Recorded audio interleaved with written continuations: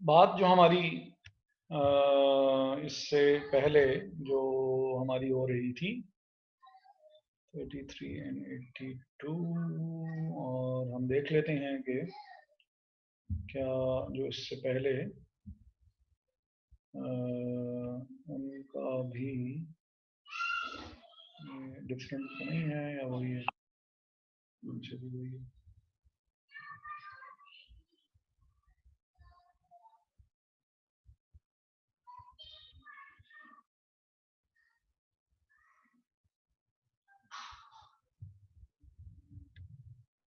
अच्छा, तो अब इससे पहले वाले जो हम सेशन में जो हम बात कर रहे थे कि कंपनी है और उसने अब वो ये देखना चाह रहे हैं कि अगर कोरिलेशन को वो बीच में जो है वो इन्वॉल्व करना चाह रहे हों, तो in that case what would happen.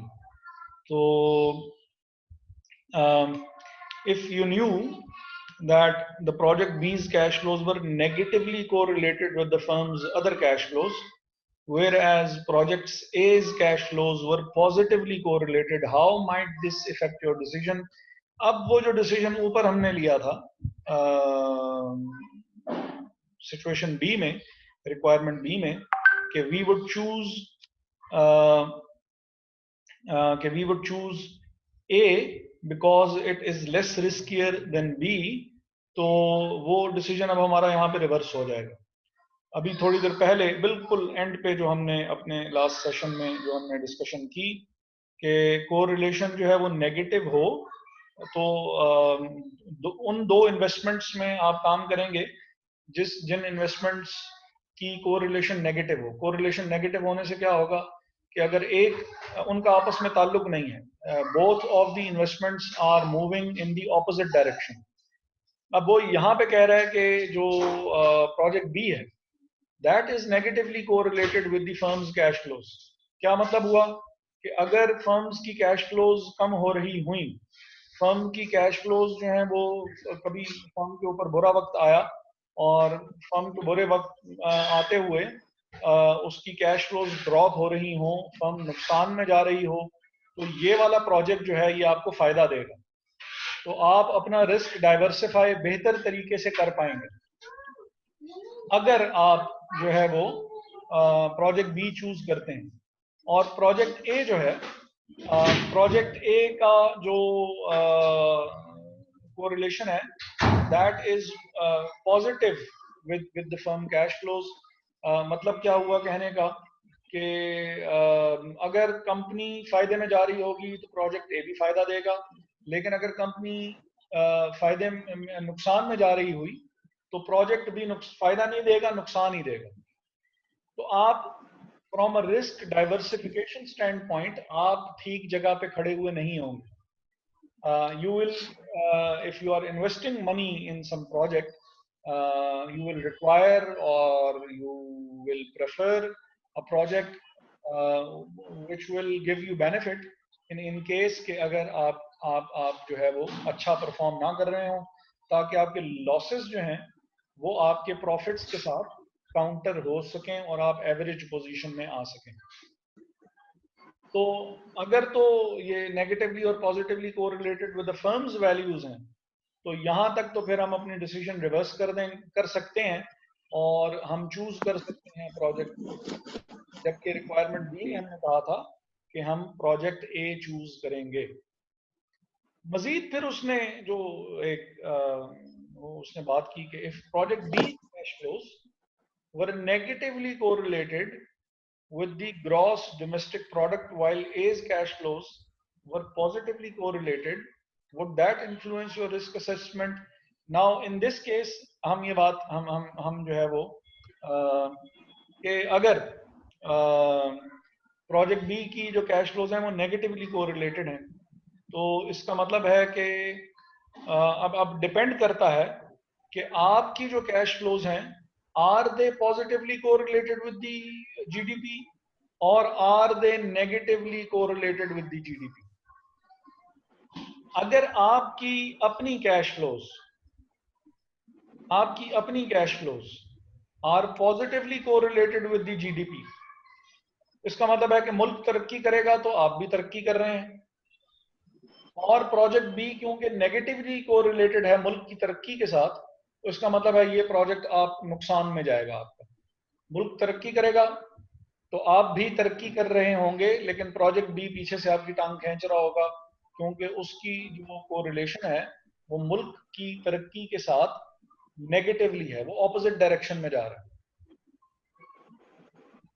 और इस केस में फिर हम प्रोजेक्ट ए को सिलेक्ट कर सकते हैं इफ यानी डिसीजन हमारा फिर रिवर्स हो सकता है। तो इट ऑल डिपेंड्स कि आपकी अपनी कैश फ्लोज का जीडीपी के साथ रिलेशन पॉजिटिव है या नेगेटिव है, और उसकी बेस पे फिर जो है वो आप डिसीजन जो है वो इधर प्रोजेक्ट ए सिलेक्ट कर सकते हैं या प्रोजेक्ट बी सिलेक्ट कर सकते हैं। और अगर आपकी कैश फ्लोज जो है, यानी कहने का मकसद ये जो आखिरी बात की मैंने कि आपकी आपकी cash flows are negatively correlated with the GDP, means के मुल्क तरक्की कर रहा है तो आप नुकसान में जा रहे हैं, तो फिर और मुल्क नुकसान में जाएगा तो आप तरक्की कर रहे होंगे। तो ये जो नेगेटिव कोरिलेशन या positive correlation with the gross domestic product, आसान अल्फाज में कहने का मतलब ये है कि अगर मुल्क में जीडीपी ग्रो कर रही है, मीन्स मुल्क तरक्की कर रहा है, तो आप किस तरफ जा रहे हैं। तो इट ऑल डिपेंड्स कि आपकी जो ओरिजिनल कैश फ्लोज हैं वो ओरिजिनल कैश फ्लोज का ग्रॉस डोमेस्टिक प्रोडक्ट के साथ लिंक क्या बन रहा है, उसके लिहाज से फिर जो है वो हम चूज कर लेंगे प्रोजेक्ट अपना। और वैसे ये है कि जो ऊपर वाली जो उसने बात की थी उसमें प्रोजेक्ट बी जो है वो सिलेक्ट किया जाएगा। फर्म की कैश फ्लोज के साथ अगर उसका ताल्लुक देखा जाए तो फिर हम प्रोजेक्ट बी सिलेक्ट करेंगे, प्रोजेक्ट ए को सिलेक्ट नहीं करेंगे। तो ये आज की डिस्कशन से ब्रीफली सम अप कर रहा हूँ सारी चीज़ को। आज की सारी डिस्कशन से जो हमने चीज़ सीखी, रिस्क फैक्टर्स को जब हम इन्वॉल्व करें अपने प्रोजेक्ट सिलेक्शन में, तो सबसे पहली बात ये है कि हम प्रोबेबिलिटीज को यूज करते होते हैं। सिनेरियो एनालिसिस में होता ही बेसिकली ये है कि प्रोबेबिलिटीज यूज हो रही होती हैं। यहाँ से जब हम अभी जो कुछ दिनों तक हम, बल्कि नेक्स्ट उसमें बस सिर्फ ये एक 12-17 एक क्वेश्चन हम देखेंगे, और 12-19 हमने नेक्स्ट उसमें जो है वो हमने उस पर बात करनी है।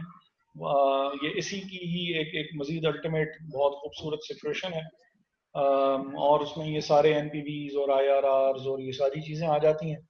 तो और रिस्क एनालिसिस भी बीच में आएगा, प्रोबेबिलिटी सिनेरियो एनालिसिस भी इन्वॉल्व हो रहा है। तो एक ही क्वेश्चन में जो अब तक की सीखी हुई जितनी भी चीजें होंगी वो सारी की सारी इन्वॉल्व वो कर रहा है, सारी की सारी ही इन्वॉल्व कर रहा है 12-19 में।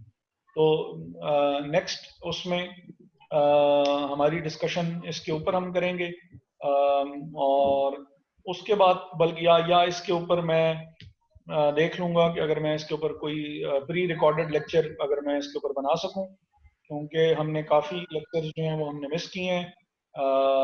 तो हम ये चीज़ जो है वो उसमें उसकी वजह से वो ना रह जाए। नेक्स्ट फिर हम देख लेंगे कि इधर I will pre recorded lecture on this 12-9 start a new chapter from in our next class, क्योंकि हमने सिलेबस भी जो है वो अपना साथ साथ जो है वो मेंटेन करना है। और लेकिन क्वेश्चन बहुत अच्छा है, चीज़ जो है वो शेयर भी कर दी जाएगी। जो आज की बातों से ब्रीफली जो सीखने वाली चीज़ें, नंबर 1 कि एक्सपेक्टेड एनपीवी क्या चीज़ होती है, ये मीन वैल्यू ही होती है। मीन या एवरेज वैल्यू कैलकुलेट करने का तरीका है अगर आपको प्रोबेबिलिटीज दे दी जाएं तो। फिर हमने ये देखा कि स्टैंडर्ड डिविएशन कैलकुलेट क्या की जाती है और स्टैंडर्ड डिविएशन होती क्या है। स्टैंडर्ड डिवीएशन बेसिकली ये बता रही है कि मीन वैल्यू से आपका आंसर कितना डिविएट कर सकता है। मीन वैल्यू से पॉजिटिव आपका आंसर कितना जा सकता है और मीन वैल्यू से नेगेटिव भी आपका आंसर कितना जा सकता है। सपोज अगर आपकी मीन वैल्यू जो है वो मीन वैल्यू 10 है और स्टैंडर्ड डिविएशन 2 है, तो इसका मतलब है कि प्लस माइनस 2 आपकी जो है वो स्टैंडर्ड डिविएशन है। अगर तो प्लस माइनस 2 से क्या मतलब है कि आपका आंसर विल फ्लक्चुएट बिटवीन 8 और 12। 10 में जो कि हमारी मीन वैल्यू थी उसमें 2 ऐड भी कर सकते हैं, जब 2 ऐड करेंगे तो आंसर 12 हो जाएगा, और मीन वैल्यू में से जब हम 2 माइनस करेंगे तो हमारा आंसर 8 हो जाएगा। तो हमारी मीन वैल्यू जो है वो ये बताना ये चाह रहे हैं स्टैंडर्ड डिविएशन से कि हमारी मीन वैल्यू 8 और 12 के बीच बीच में कहीं होगी। तो standard deviation represents a value which shows a deviation from the mean value। Mean value से आप कितना आगे पीछे जा सकते हैं। आगे की तरफ जा रहे होंगे तो ऐड हो रहा होगा, पीछे की तरफ जा रहे होंगे तो चीज माइनस हो रही होगी। फिर हमने कोएफिशिएंट ऑफ वेरिएशन की भी आज एप्लीकेशन देखी कि जब दो प्रोजेक्ट्स का रिस्क भी सेम ना हो, दो प्रोजेक्ट्स का रिटर्न भी सेम ना हो, तो फिर भी हमने प्रोजेक्ट एक सिलेक्ट करना हो, तो फिर प्रोजेक्ट सिलेक्शन में हम किस चीज को हम बेस बनाते हैं, तो वो कोएफिशिएंट ऑफ वेरिएशन है। कि कोएफिशिएंट ऑफ वेरिएशन जो है वो degree of variability in values जो है वो शो करता होता है। फिर हमने कोरिलेशन के ऊपर, बिल्कुल लास्टली हमने कोरिलेशन के ऊपर बात की कि कोरिलेशन जो है वो ये बताता है कि इन्वेस्टमेंट, अगर पॉजिटिव कोरिलेशन है इन्वेस्टमेंट्स के बीच में, तो इसका मतलब है कि जब investments are moving in the same direction, एक पे प्रॉफिट होगा तो दूसरे पे भी प्रॉफिट होगा, एक पे नुकसान होगा तो दूसरे पे भी नुकसान होगा। और नेगेटिवली कोरिलेशन अगर हो इन्वेस्टमेंट्स के बीच में, तो उसका क्या मतलब होता है कि अगर both of the investments are moving in the opposite direction, अगर एक पे फायदा हो रहा है तो दूसरे पे नुकसान होगा, अगर दूसरे पे जिस पे नुकसान हो रहा होगा उस पे फायदा हो रहा होगा, तो जो पहले वाले पे फायदा था उस पे नुकसान आपको हो रहा होगा, because they are going in the opposite direction, they are moving oppositely, तो वो नेगेटिवली कोरिलेशन कहलाती होती है। रिस्क डाइवर्सिफिकेशन का जो असूल होता है वो ये होता है कि आप वो इन्वेस्टमेंट्स चूज करते हैं विच आर नेगेटिवली कोरिलेटेड। जितनी नेगेटिवली कोरिलेटेड वो ज्यादा होंगी, उतना बेहतर आपका रिस्क मैनेज हो जाता है। रिस्क डाइवर्सिफिकेशन से मुराद रिस्क मैनेजमेंट है कि अगर आप एक जगह नुकसान कमाएंगे तो दूसरी जगह आपको फायदा हो जाएगा और आप अपनी सिचुएशन एवरेज पे मेंटेन कर सकेंगे। आज के लिए जो है वो इतना काफ़ी है। लेक्चर जो है वो आपके साथ शेयर कर दिया जाएगा। अस्सलाम वालेकुम व रहमतुल्लाहि व बरकातहू।